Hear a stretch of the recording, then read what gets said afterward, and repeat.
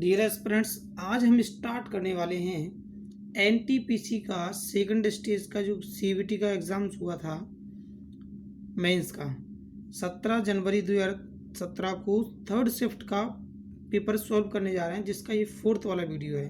यानी इससे पहले हम 3 वीडियो कवर कर चुके हैं जिसके अंदर शिफ्ट 2 का कुछ पेपर दे रखा था। तो आइए शुरुआत करते हैं।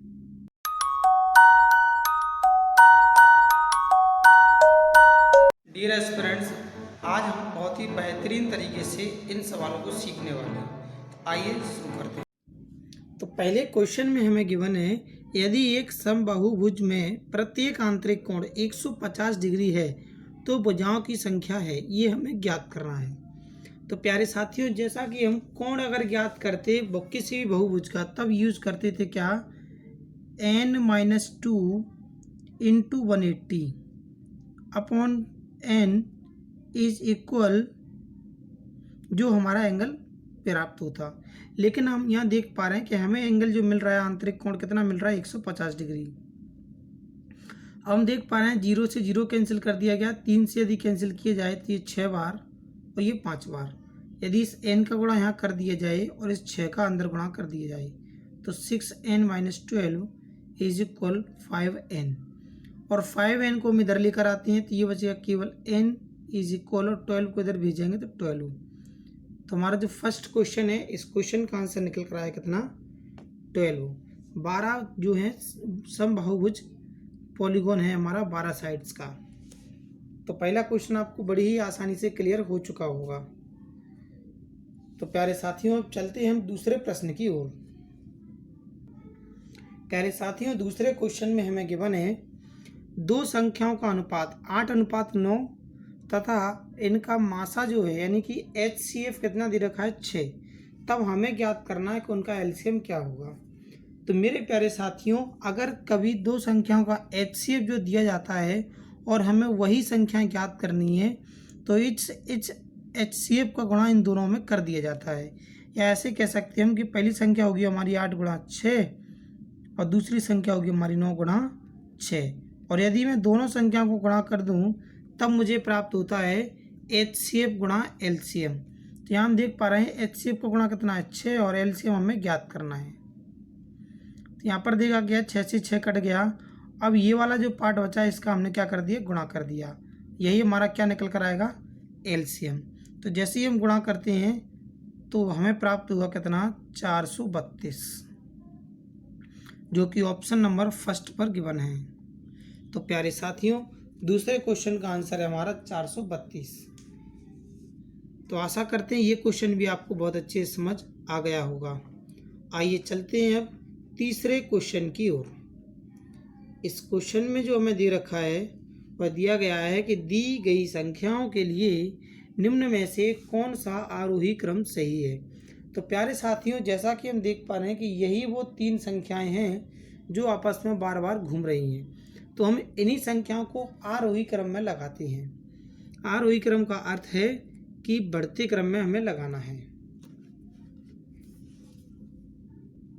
तो प्यारे साथियों, सबसे पहले हम इसको सेटल्ड कर लेते हैं। किस प्रकार से कि हमें 3/10 दे रखा है, 4/15 दे रखा है और 1/3 दे रखा है।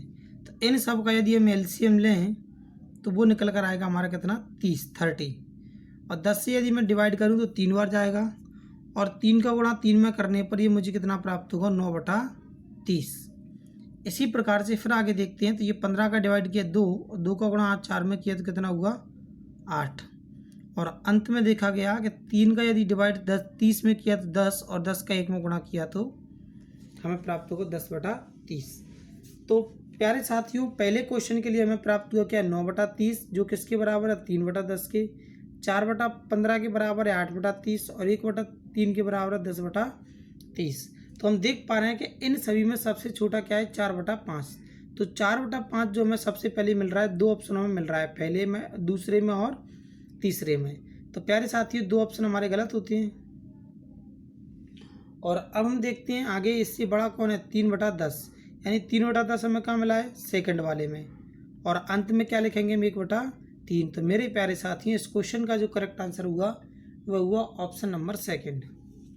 तो समझ पाए होंगे इस क्वेश्चन को भी। आइए चलते हैं अब अगले प्रश्न की ओर। तो 5वें क्वेश्चन में हमें गिवन है कि विशाल एक खिलौना 50 रुपये में खरीद कर 75 रुपये में बेच देता है, तो लाभ प्रतिशत ज्ञात कीजिए कितना हुआ। तो मेरे प्यारे साथियों, जैसा कि आप देख पा रहे हैं, लाभ जो हो रहा है वो 25 रुपये का हो रहा है हमें, लेकिन प्रतिशत में बताना है कितने प्रतिशत का। तो 25 रुपये का लाभ हुआ है, क्योंकि क्रय मूल्य 50 है, विक्रय मूल्य 75 है, तो इन दोनों का जो अंतर है वही लाभ है। कितने पर हुआ? 50 रुपये पर, क्योंकि हम आर्टिकल को कितने में खरीद कर ला रहे हैं? 50 रुपये में, और गुणा कर दिया गया कितने से? 100 से। यदि 50 से कैंसिल किया जाए तो ये एक बार और ये 2 बार, 2 का गुणा इसमें कर दें 25 में, तो आंसर आएगा कितना? 50%, जो कि हमारा करेक्ट आंसर है। 50% का उसे लाभ प्राप्त होगा। इसी प्रकार से हम देखते हैं 6वां क्वेश्चन, बड़ा ही आसान सा क्वेश्चन है, जिसमें हमें गिवन है कि 2.25 और उस पर पावर लगा हुआ कितना? 1/√2। तो प्यारे साथियों, इसको हम लिख सकते हैं 2.25, इसकी पावर में जो अंडर रूट लगा सकते हैं हम किसको? 1/2 को हटा करके। तो प्यारे साथियों, इसको रूट से यदि हम बाहर निकालेंगे, या अगर आपको पॉइंट में दिक्कत हो रही है तो इस बात को हम ऐसे भी लिख सकते हैं 225/100। मेरे प्यारे साथियों, इसको रूट से बाहर निकालेंगे तो ये देगा मुझे 15 और ये देगा 10। 10 का यदि डिवाइड कर दे तो आंसर क्या आएगा? 1.5। यही इसका करेक्ट आंसर है। तो बड़ा ही आसान सा प्रश्न था। आइए चलते हैं अगले प्रश्न की ओर। प्यारे साथियों, इस क्वेश्चन में हमें गिवन है कि विनोद चक्रवृद्धि ब्याज की दर से 5% वार्षिक दर पर 9,000 रुपये उधार लेता है और 2 वर्ष में चक्रवृद्धि ब्याज क्या होगा यदि ब्याज वार्षिक दर से संयोजित होता है। तो प्यारे साथियों, जैसा कि हम देख पा रहे हैं कि यदि हमारे पास 9,000 रुपये की राशि है और पहले वर्ष यदि हम ब्याज निकालते हैं इसका कितना? 5%, तो 1% का मान होगा हमारा कितना? 90, और 5% का मान होगा कितना? 450। तो ये जो इंटरेस्ट था हमारे पहले वर्ष का था। अब हम दूसरे वर्ष जब इस पर इंटरेस्ट ज्ञात करेंगे तो ये फिर से हमें 450 प्राप्त होगा, लेकिन ब्याज पर भी हमें अब 5% निकालना पड़ेगा। तो प्यारे साथियों, 10% का मान हम देख पा रहे हैं 45 मिल रहा है, और 5% का मान कितना मिलेगा हमें? 22.5। और इस ब्याज को और इस ब्याज को तीनों को हमें क्या करना है? जोड़ देना है। तो ये होगा हमारा कितना? 922 रुपये 50 पैसे। तो प्यारे साथियों, 5% बड़ी आसानी से निकाल पाए होंगे। अगर आपको निकालना नहीं आता है तो मैं किसी भी एक का कैलकुलेट करवा देता हूँ। मान लीजिए इसका 5% निकालना बड़ा आसान था, लेकिन इसका निकाल देता हूँ मैं, कि जैसे कि 450 का केवल 5% निकालना है बटा 100। तो 0 से मैंने 0 कैंसिल कर दिया, 5 से कैंसिल आउट किया कितना? 2, और 2 का डिवाइड किया कितना मिला मुझे? 22.5। तो प्यारे साथियों, इस बात को आप बड़ी ही आसानी से समझ पाए होंगे। आइए चलते हैं अब अगले प्रश्न की ओर। प्यारे साथियों, 12वें क्वेश्चन में हमें गिवन है 11 और उसके बाद दे रखा है 10, फिर फिलिंग द ब्लैंक्स दे रखा है 100। आगे के पैटर्न को हम समझने की कोशिश करते हैं कि जैसे दे रखा है 1001, उसके बाद 1000, यानी कि इससे एक कम वाला जो पार्ट है वो बाद में लिखा गया है। ये 11 है तो इससे एक कम 10, तो यहाँ लिखा जाएगा क्या? 101, उसके बाद 100। जैसे 1001 तो ये 1000, ये पैटर्न हमारा कंटिन्यू चल रहा है। तो इस क्वेश्चन का जो आंसर होगा वो क्या करेक्ट होगा? Option number C. समझ पाए होंगे आप इस क्वेश्चन को भी। आइए चलते हैं अब नेक्स्ट क्वेश्चन की ओर। प्यारे साथियों, 17वां क्वेश्चन इतना आसान है, आप देखते ही समझ गए होंगे। जैसा कि हम जानते हैं अंग्रेजी के जो स्वर हमारे होते हैं, वॉवेल, वो होते हैं AEIOU, बट ये उल्टे क्रम में लिखे हुए हैं। तो ए के बाद क्या आएगा? ई। तो इस क्वेश्चन का आंसर क्या होगा? सी। ऑप्शन सी पर लिखा हुआ ई, AEIOU। इस पैटर्न के आधार पर इस क्वेश्चन का आंसर क्या होगा? ऑप्शन नंबर सी, जिस पर लिखा हुआ है ई। प्यारे साथियों, देखते हैं हम अगला प्रश्न जो 18वां हमें दे रखा है। ये कथन निष्कर्ष से हमें क्वेश्चन दे रखा है, इसके अंदर कथन हमारे दो दे रखे स्टेटमेंट कि कुछ मोती हरे हैं। तो प्यारे साथियों, हमने मोतियों को हरे बना दिया, ये मोती हैं और ये हरे हैं। दूसरा स्टेटमेंट कहता है कुछ जवाहरात गहने हैं। तो प्यारे साथियों, दूसरा स्टेटमेंट और पहला स्टेटमेंट कहीं कहीं दूर दूर तक नहीं मिल रहा है। सॉरी, ये दूसरा स्टेटमेंट था हमारा कुछ जवाहरात गहने हैं। तो हमने देखा कि कुछ जवाहरात गहने हैं, तो इन्हें हमने जवाहरात बना दिया और ये हमारे गहने। अब बात करते हैं निष्कर्ष की। तो पहला निष्कर्ष कहता है हमें कि कुछ जवाहरात मोती हैं। तो हम देख पा रहे हैं जवाहरात का कुछ हिस्सा मोती के अंदर हो भी सकता है और नहीं भी हो सकता, यानी इस बात के लिए हम क्लियर नहीं है, इसलिए हम इस पर क्या लगा देते हैं, क्रॉस लगा देते हैं। क्योंकि ये भी डायग्राम बनाया जा सकता है, दूसरा चित्र ये भी बनाया जा सकता है कि इस वाले पार्ट को हम इसके अंदर रख सकते हैं, इसलिए कन्फर्म नहीं है। दूसरा समझते हैं, दूसरे में बोल रखा है कि कुछ गहने जवाहरात हैं, यानी गहने का कुछ पार्ट जवाहरात के अंदर जाता है। तो मेरे प्यारे साथियों, ये वाला निष्कर्ष इनका सही है। तो आंसर आता है ऑप्शन नंबर ए, जिस पर लिखा हुआ है कि दूसरा जो निष्कर्ष है वह पालन करता है। तो समझ पाए होंगे इस क्वेश्चन को भी। आइए चलते हैं अगले प्रश्न की ओर।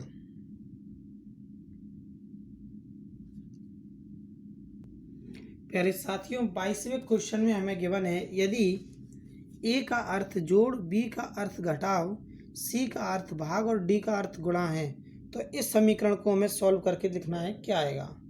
तो मेरे प्यारे साथियों, केवल हम सिंबल का यूज करने वाले हैं, जैसे कि डी के प्लेस पर क्या लगाना है, गुणा। फिर आगे देखते हैं वी के प्लेस पर क्या लगाना है, घटाना। ए के स्थान पर लगाना है जोड़ और सी के स्थान पर लगाना है क्या, भाग। तो सबसे पहले हम जानते हैं, जैसा कि बोडमास के नियम कहता है कि पहले आप ब्रैकेट को सॉल्व करें। तो ब्रैकेट में देख पा रहे हैं 7 का 3 गुना कितना प्राप्त होगा हमें, 21। इस 7 का हमने 3 गुना कर दिया। बाहर लगा हुआ माइनस, तो हमने माइनस लगा दिया। फिर लिखा हुआ है 6, तो 6 लिख दिया। फिर प्लस है तो प्लस लिख दिया। 5 है तो 5 लिख दिया। फिर ब्रैकेट को सॉल्व किया तो 20 का 20 में डिवाइड किया तो कितना मिलेगा, 1। और 1 का गुणा यदि 5 में कर दूं तो एज इट इज वही की वही संख्या मिलने वाली है। अब यदि मैं यहाँ से 5 से इसको जोड़ दूँ, किसको, 21 को, तो मुझे प्राप्त होगा 26 और माइनस 6। ओवरऑल कह सकते हैं हमें प्राप्त कितना हुआ, 20। तो ऑप्शन नंबर सी इसका करेक्ट आंसर है। मेरे प्यारे साथियों, ये भी गणितीय संक्रिया चैप्टर से क्वेश्चन था। ये रीजनिंग का चैप्टर था, बड़ा ही आसान क्वेश्चन था ये। तो प्यारे साथियों, बढ़ते हैं अब अगले प्रश्न की ओर।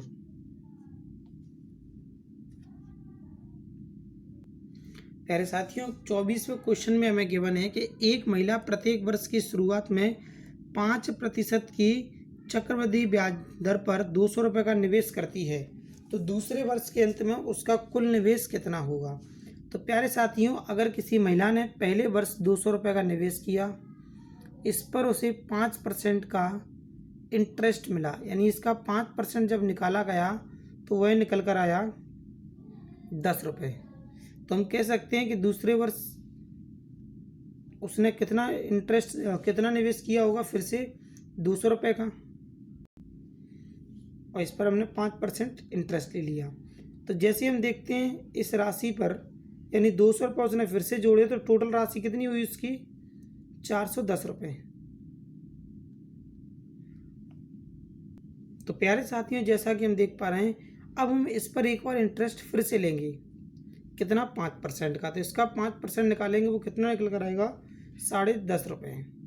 क्योंकि 10% का मान 21 है, तो 5% का मान होगा 10 रुपये 50 पैसे।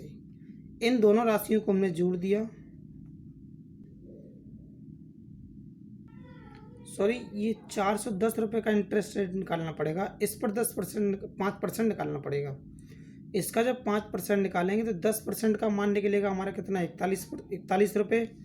इसका 5% और निकालेंगे तो वो निकलेगा 20 रुपये 50 पैसे, और इन दोनों को हम जोड़ देंगे तो ये प्राप्त होगा हमें कितना, 430 रुपये 50 पैसे। तो दूसरे वर्ष के अंत में उसके पास जो राशि रहेगी 430.50।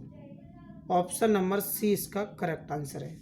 एक बार इस पूरी बात को मैं दोबारा से समझाता हूँ, पहली बार में थोड़ा सा मैं लड़खड़ा गया। प्यारे साथियों, जब 200 रुपये उसने वर्ष में लगाए, पहले वर्ष का निवेश किया, उस पर उसे 5% का इंटरेस्ट मिला, तो कितना हुआ 10 रुपये। तो हम देख पा रहे हैं कि पहले वर्ष के अंत में उसके पास कितने रुपए थे 210, लेकिन दूसरे वर्ष के शुरुआत में उसने 200 रुपये का निवेश फिर से किया। तब ये देखा गया कि 2 वर्ष में अंत में उसको क्या है, फिर से इस पर क्या है 5% का इंटरेस्ट मिलेगा। तो ये राशि टोटल कितनी हुई 410 रुपये, और इस पर 5% इंटरेस्ट निकाला गया जो कितना है 20 रुपये 50 पैसे। तो 2 वर्षों के अंत में उसके पास टोटल राशि कितनी हुई 430 रुपये 50 पैसे, जो इस क्वेश्चन का करेक्ट आंसर है। तो प्यारे साथियों, इस क्वेश्चन को भी आप समझ पाए होंगे। आइए चलते हैं अगले प्रश्न की ओर।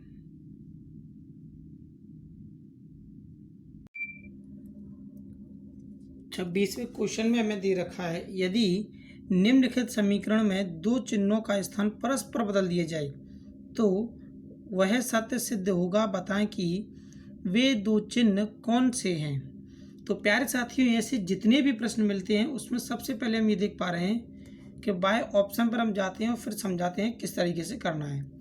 तो जैसा कि हम पहला चिन्ह देख रहे हैं कि प्लस को डिवाइड से और डिवाइड को प्लस से इंटरचेंज करना है।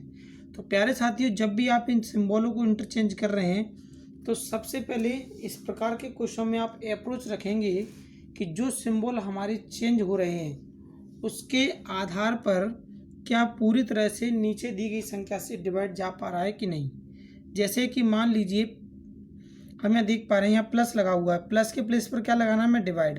क्या फिर हम देख पा रहे हैं 3 से इसमें पूरी तरह भाग जा रहा है, हमें देख पा रहे हैं कि नहीं जा रहा है, जबकि हमें जो बराबर में आंसर मिलना है वो पूरी तरह से पॉइंट से मुक्त है, इसके अंदर कोई भी पॉइंट नहीं लगा हुआ है। तो मेरे प्यारे साथियों, ऐसे क्वेश्चन जब भी हम इसमें करते हैं तो सबसे पहले यही देखते हैं कि डिवाइड में जो संख्या दे रखी है वह ऊपर वाली संख्या को पूरी तरह डिवाइड कर पा रहा है कि नहीं। तो मेरे प्यारे साथियों, थोड़ी देर के लिए हम देख पा रहे हैं कि पहला ऑप्शन हमें गलत लग रहा है। हम 100% नहीं कह सकते, लेकिन कुछ परसेंट चांसेस हमारे बनते हैं।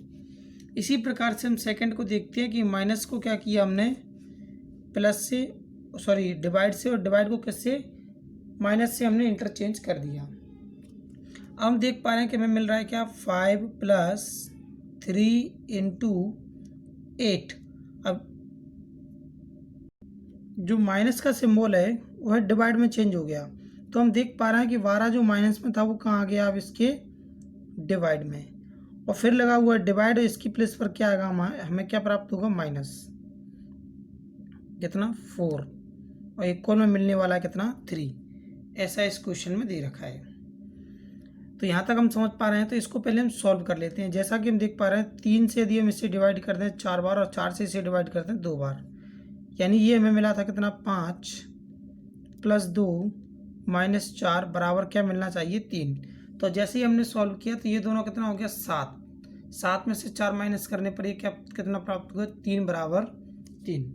तो इसका जो करेक्ट आंसर निकल कर आया है वह है ऑप्शन नंबर सेकंड हमारा करेक्ट आंसर है, ऑप्शन नंबर बी। प्यारे साथियों, अगर ये ऑप्शन इस प्रकार से सेटिस्फाइड नहीं होते हैं तब हम और भी आगे कंटिन्यू करके देखते हैं, हो सकता है कि पॉइंट में भी हमारा आंसर आ जाए, बट टाइम बचाने के लिए हमें केवल और केवल डिवाइड वाला और यही एक सिंबल ऐसा है जो हमें सबसे तेज़ी से इसका आंसर दिला सकता है। तो आप समझ पाए होंगे इस क्वेश्चन को। आइए देखते हैं अगला क्वेश्चन।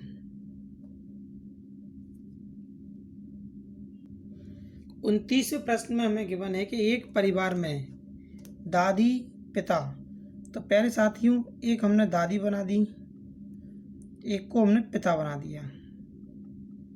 पिता के बाद बोला गया माँ, यानी ये माँ हो गई। अब उनके 4 बेटे, यानी इन दोनों इस कपल के कितने बेटे हैं 4 बेटे।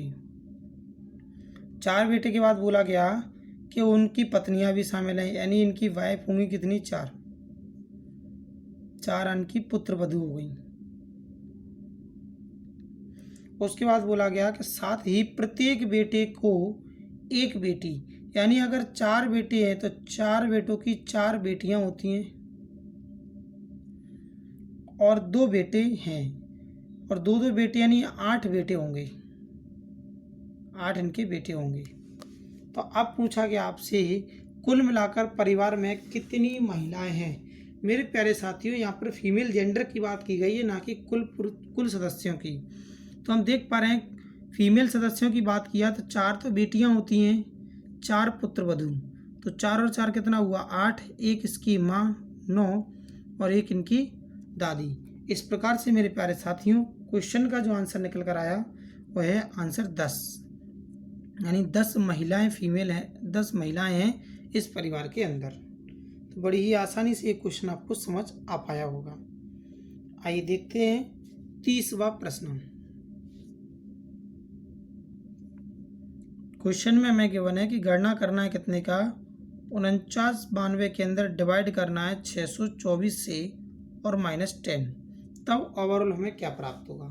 तो प्यारे साथियों इसका जब हम इसमें डिवाइड करेंगे तो ये 8 बार जाएगा, -10 मिल गया हमें। सॉल्व करने पर इसने क्या दिया हमें -2, जो कि ऑप्शन नंबर डी पर गिवन है। बड़ा ही आसान सा क्वेश्चन था, केवल और केवल हमें डिवाइड करना था और कुछ भी नहीं करना इस क्वेश्चन के अंदर। आइए अब देखते हैं नेक्स्ट क्वेश्चन। प्यारे साथियों 31वें क्वेश्चन में हमें गिवन है कि 3.5 सेंटीमीटर त्रिज्या वाले एक गोले का पृष्ठीय क्षेत्रफल वर्ग सेंटीमीटर में क्या होगा।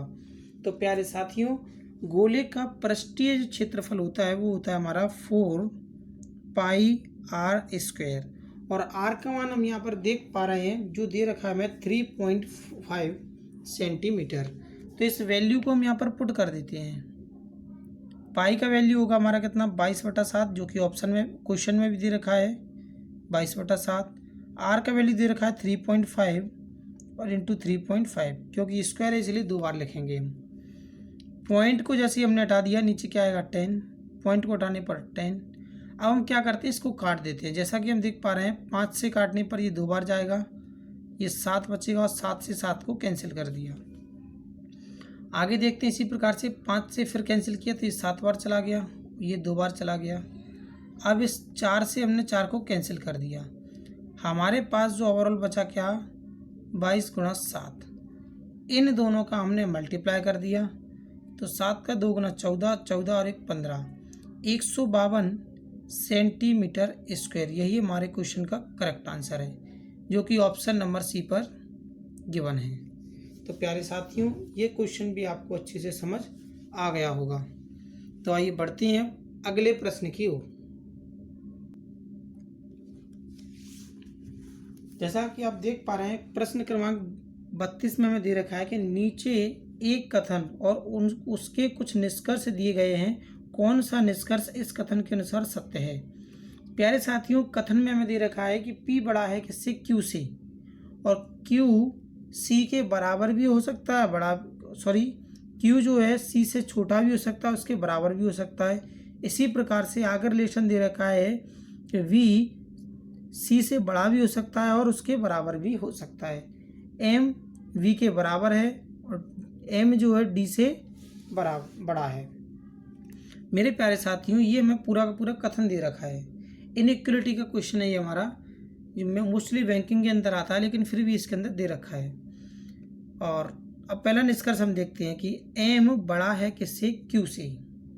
तो प्यारे साथियों हम यहाँ पर देख पा रहे हैं कि M जो है वह Q के बड़ा हो सकता है, लेकिन साथ में बराबर का इक्वल लगा हुआ है, इसीलिए यह हमारा असत्य होता है। क्या होता है असत्य, क्योंकि इस बात की कोई गारंटी नहीं है कि ये बड़ा होगा या असत्य होगा, लेकिन कुछ कंडीशन में हम ऐसा मानते हैं कि इसको एक बार हम विचार कर सकते हैं। अब देखते हैं दूसरा वाला, क्योंकि इसमें हमें भी सेटिस्फाइड नहीं है, बड़ा हो भी सकता है बराबर भी हो सकता है, इसीलिए हमने इसको क्या किया क्रॉस ना करते हुए हमने इसको इंडिकेट करके छोड़ दिया। फिर हम देखते हैं सेकंड निष्कर्ष, जिसमें दे रखा है कि D से बड़ा क्या है Q है। तो यहाँ पर इधर से देख रहे हैं तब ये Q बिल्कुल बड़ा दिख रहा है, बट इधर से भी बड़ा का सिंबल लगा हुआ है, इसीलिए ये वाला हमारा तुरंत निष्कर्ष गलत होता है। क्योंकि ये वाला सिंबल और ये वाला सिंबल कहीं पर भी आमने सामने टकराते हैं तो हम संख्याओं का निष्कर्ष नहीं निकाल सकते कि कौन सी बड़ी है और कौन सी छोटी है। तो इसीलिए हमारा गलत हो गया। अब देखते हैं हम थर्ड वाला निष्कर्ष, जिसमें दे रखा है हमें कि ये बराबर है कौन, एम क्यू के। तो प्यारे साथियों, जैसा कि हम देख पा रहे हैं कि ये बराबर हो सकता है और एम बड़ा भी हो सकता है, तब हम देख पा रहे हैं कि पहला और तीसरे निष्कर्ष में से कोई एक ही निष्कर्ष निकाला जा सकता है। या तो हम पहले को मान लें तो फिर हमारा ये गलत होगा, अगर आप इसको मानते हैं तो आपका ये गलत होगा। यानी आप इन दोनों में से किसी न किसी एक को मान सकते हैं, या यूँ कह सकते हैं कि ये दोनों की दोनों ही सत्य हो जाएंगे। और अब अगला देखते हैं कि सी से कौन बड़ा है, डी। तो यहाँ पर हम देख पा रहे हैं कि यहाँ पर इधर सी बड़ा कर दिया और यहाँ डी बड़ा कर दिया, यानी अलग अलग सिंबल जब लग जाते हैं तो वो तुरंत ही हमारा गलत हो जाता है। तो यहाँ पर हम देख पा रहे हैं कि हमारा जो निष्कर्ष निकल रहा है, पहला कह रहा है कि कोई सत्य नहीं है, तो ये बात गलत है। केवल पहला सत्य, ये भी बात गलत है, क्योंकि पहले के साथ साथ तीसरा भी हमारा सत्य हो रहा है। फिर प्रश्न में बोला गया या तो केवल फर्स्ट या केवल थर्ड। तो मेरे प्यारे साथियों, यही इस क्वेश्चन का करेक्ट आंसर है कि या तो आप पहले वाले को सही कर सकते हैं या फिर तीसरे वाले को सही कर सकते हैं। इन दोनों में से किसी एक को हम सत्य मान सकते हैं, या तो हम बराबर मान लें या फिर बड़ा मान लें। थोड़ा सा हो सकता है आपको ये क्वेश्चन क्रिटिकल लगा हो। तो प्यारे साथियों, बढ़ते हैं अगले प्रश्न की ओर। प्यारे साथियों, 33वें प्रश्न में हमें गिवन है प्लस का अर्थ है डिवाइड, माइनस का अर्थ है मल्टीप्लाई, डिवाइड का अर्थ है प्लस और मल्टीप्लाई का अर्थ है माइनस। तो प्यारे साथियों, और ये पूरा का पूरा इक्वेशन दे रखा है, तो सबसे पहले हम इसे नोट कर लेते हैं। कहाँ से? 36, 12, 4, 6, 2 और 3। अब चेक करेंगे इक्वल में क्या आने वाला है। तो सबसे पहले हम सिंबल देख रहे हैं क्या है, मल्टीप्लाई। मल्टीप्लाई को हम क्या लिखने वाले हैं, माइनस। तो यहाँ हमने माइनस का यूज़ कर दिया। उसके बाद प्लस, प्लस के लिए क्या यूज़ करने वाले हैं हम, डिवाइड। तो ये हमने डिवाइड का सिंबल लगा दिया है। उसके बाद हम देख पा रहे हैं डिवाइड, डिवाइड को हम क्या कर रहे हैं, प्लस। तो ये प्लस का सिंबल लगा दिया गया है। फिर प्लस को क्या बोला गया है, प्लस को बोला गया है फिर से डिवाइड। तो ये डिवाइड का सिंबल लगा दिया। लास्ट में हम देख पा रहे हैं माइनस, माइनस को बोला गया क्या, मल्टीप्लाई। तो ये मल्टीप्लाई। तो प्यारे साथियों, इस क्वेश्चन को जो हम सॉल्व कर रहे हैं तो हम देख पा रहे हैं कि सबसे पहले ये 36 के ये दे रखा है, फिर -12, और बोर्ड मास के नियम के अकॉर्डिंग सबसे पहले हम डिवाइड को सॉल्व करते हैं। तो जब मैंने इसका इसमें डिवाइड किया होगा तो 36 एज इट इज़ रहने वाला है, माइनस डिवाइड करने पर मुझे प्राप्त होगा कितना, 3, प्लस इससे 2 का डिवाइड इसमें करेंगे तो ये प्राप्त होगा फिर से 3 × 3, ये लास्ट वाला 3, और इसका इसमें डिवाइड करने पर ये वाला 3। अब सॉल्व करते हैं तो ये हमें प्राप्त होगा कितना, 33, प्लस इन दोनों का मल्टीप्लाई किया कितना हुआ, 9, और जब 9 को हम इसमें जोड़ देंगे 33 में तो हमें प्राप्त हुआ कितना, 42, जो कि ऑप्शन नंबर सी पर गिवन है। और यही मेरे प्यारे साथियों इस क्वेश्चन का करेक्ट आंसर है। मैथमेटिकल ऑपरेशन से हमारा क्वेश्चन था, रीजनिंग का क्वेश्चन था। आइए बढ़ते हैं हम अगले प्रश्न की ओर। प्यारे साथियों, 34वें क्वेश्चन में हमें दे रखा है कि एक बर्तन में 2 छिद्र हैं। पहला छिद्र बर्तन को अकेला 15 मिनट में खाली करता है। मान लीजिए पहले छिद्र को हमने ए मान लिया, यह एक बर्तन को केवल 15 मिनट में खाली कर देता है। जबकि दूसरे छिद्र की बात की जाए तो वह अकेला उस बर्तन को 10 मिनट में खाली कर देता है। तब एलसीएम लेकर के हम इसे सॉल्व करते हैं, और पूछा गया है कि अगर दोनों छिद्र एक साथ पानी रिसने पर कार्य करते हैं, या बर्तन को कितने मिनट में खाली कर देगा। तो प्यारे साथियों, जैसा कि हम देख पा रहे हैं इन दोनों संख्याओं का एलसीएम जो निकल कर आया वो कितना निकल कर आया, 30, और 15 से यदि मैं डिवाइड कर दूं 2 बार चला जाएगा, 10 से डिवाइड कर दूं 3 बार चला जाएगा। तो यहाँ मैं एक देख पा रहा हूँ कि जो पहला पाइप और दूसरा पाइप मिलकर 1 मिनट के अंदर कितना लीटर पानी फैला रहे हैं, 5। प्यारे साथियों, टैंक मेरा 30 लीटर का है, तो ये दोनों मिलकर 5 लीटर पानी फैला रहे हैं। तो 5 से मैंने डिवाइड कर दिया तो आंसर निकल कर आया, समय जो लगने वाला है वो 6 मिनट का लगने वाला है। तो इस क्वेश्चन का जो करेक्ट आंसर वह है ऑप्शन नंबर बी, इसका करेक्ट आंसर है। प्यारे साथियों, अब चलते हैं नेक्स्ट क्वेश्चन की ओर। हम देख पा रहे हैं प्यारे साथियों कि प्रश्न क्रमांक 37 और 38 एक साथ जुड़े हुए हैं, जिसके लिए इंस्ट्रक्शंस दे रखे हैं कि निम्नलिखित जानकारी का सावधानी पूर्वक अध्ययन करें और नीचे दिए गए प्रश्नों के उत्तर दें। तो सबसे पहले हम समझ पा रहे हैं कि क्वेश्चन में क्या दे रखा है हमें कि 100 छात्रों की एक कक्षा में 63 छात्रों को सेब एवं 76 छात्रों को संतरा पसंद है। तो मेरे प्यारे साथियों, टोटल हम स्टूडेंट देख पा रहे हैं, जिनके लिए हम क्या करते हैं, एक ग्राफ बनाकर तैयार कर लेते हैं, इसे हम वेन डायग्राम बोलते हैं। तो हम ये मानते हैं कि ये जो छात्र हैं कितने हैं, 63, ये सेब खाते हैं और 76 जो स्टूडेंट हैं वो क्या खाते हैं, संतरा। लेकिन मेरे प्यारे साथियों, जैसा कि आप समझ पा रहे हैं कि कुल विद्यार्थियों की बात की जाए तो टोटल जो छात्र है वो कितने हैं, 100। लेकिन अकॉर्डिंग टू देखा जाए तो सेब और संतरा खाने वाले टोटल विद्यार्थियों की संख्या कितनी निकल रही है। तो यहाँ से मैं इन दोनों को जोड़ लेता हूँ, ये 76 है और ये हमारा 63 है। तो 6 और 3 कितना हुआ, 9, 13। यदि मैं इन दोनों का डिफरेंस लूँ तो 39 विद्यार्थी ऐसे हैं जो सेब भी खाते हैं और संतरे भी खाते हैं। तो वो विद्यार्थी कहाँ बैठे होंगे, यहाँ पर। तो इतना आप समझ पाए होंगे। इसके बाद मैं थोड़ा सा और डाटा निकालना चाहता हूँ। उन विद्यार्थियों को निकालना है मुझे जो केवल और केवल सेब खाते हों।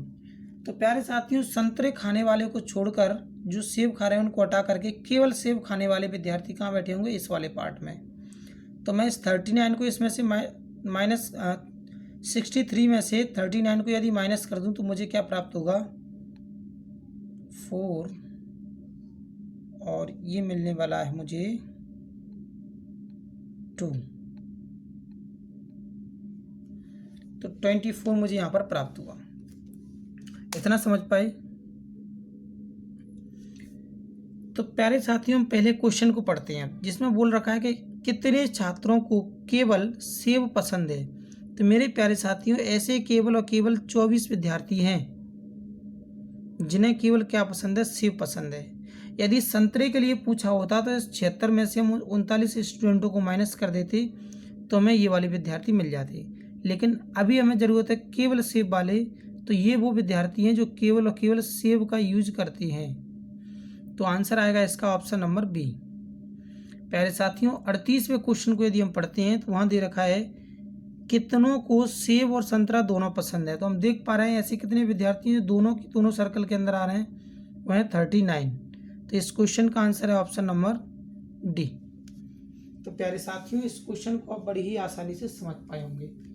ये जो क्वेश्चन आप देख रहे हैं, इन क्वेश्चनों को हम वेन डायग्राम वाले क्वेश्चन में, अर्थात यूँ कह सकते हैं कि इन क्वेश्चनों को हम परसेंटेज के चैप्टर में भी देख सकते हैं। तो ये दोनों की दोनों क्वेश्चन आपको बड़ी आसानी से समझ आ पाए होंगे।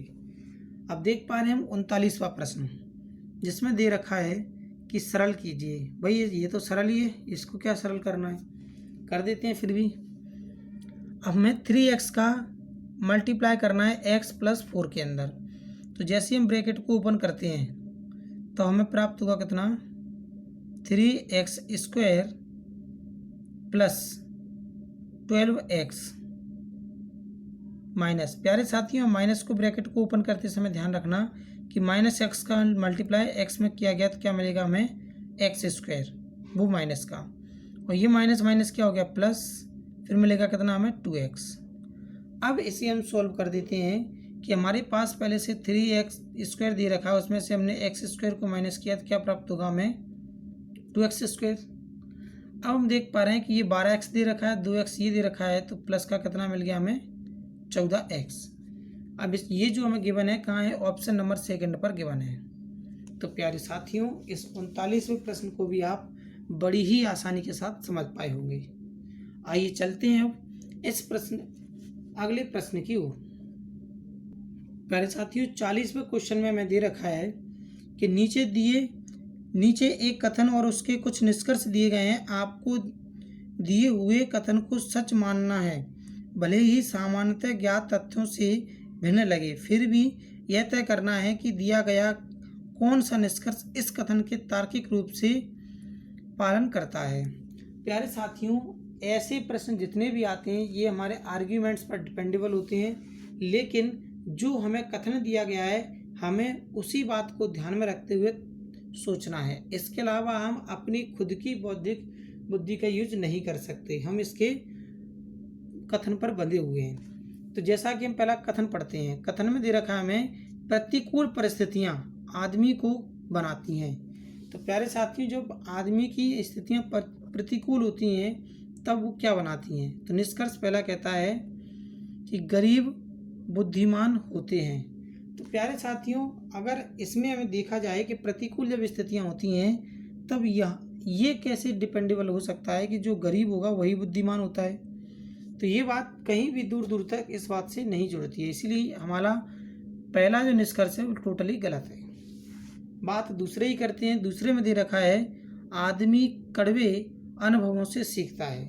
तो प्यारे साथियों, ये बिल्कुल सत्य बात है। क्यों? क्योंकि जब व्यक्ति विपदाओं में फंसता है तभी क्या करता है, वो परेशानियों से उभरने के लिए यानी अनुभव से कुछ ना कुछ सीखता है। तो इस क्वेश्चन का जो आंसर हुआ वो हुआ केवल दूसरा निष्कर्ष है वो हमारा सत्य है।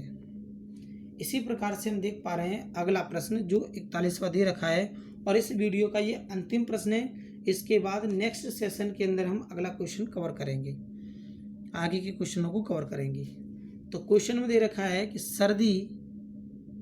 गर्मी का अपोजिट क्या होता है? सर्दी।